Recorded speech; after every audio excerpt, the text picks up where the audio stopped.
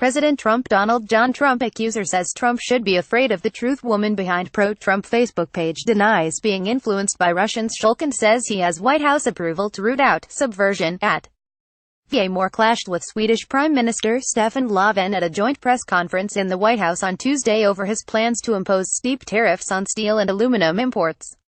Trump stressed he will move ahead with his plan to slap major tariffs on imported steel and aluminum, despite dire warnings from Republican lawmakers and even some of his own advisors. "So, we're doing tariffs on steel," Trump said during a joint press conference with Löfven. Trump defended the tariffs, arguing that a trade war wouldn't be bad for the United States given its trade deficits with the European Union, of which Sweden is a member, and other countries. "When we're behind on every single country, trade wars aren't so bad," the president said, adding that he will impose the tariffs in a loving way. But Löfven offered opposition to Trump's face. "I'm convinced that increased tariffs will hurt us all in the long run," Löfven said in his opening remarks before the press conference, as Trump stood by.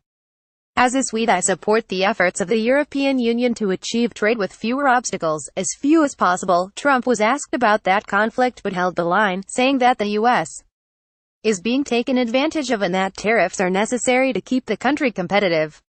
The president singled out the European Union and threatened a new tax on their cars. "The European Union has been particularly tough on the United States. They make it almost impossible for us to do business with them," the president said, "and yet they send their cars and everything else back into the United States and they can do whatever they'd like. But if they do that, then we put a big tax of 25% on their cars and they won't be doing it very long. The European Union has not treated us well, and it's been a very, very unfair trade situation." Trump also said he believed he had been elected in part on the issue of trade, and that he would no longer let the United States lose on the issue.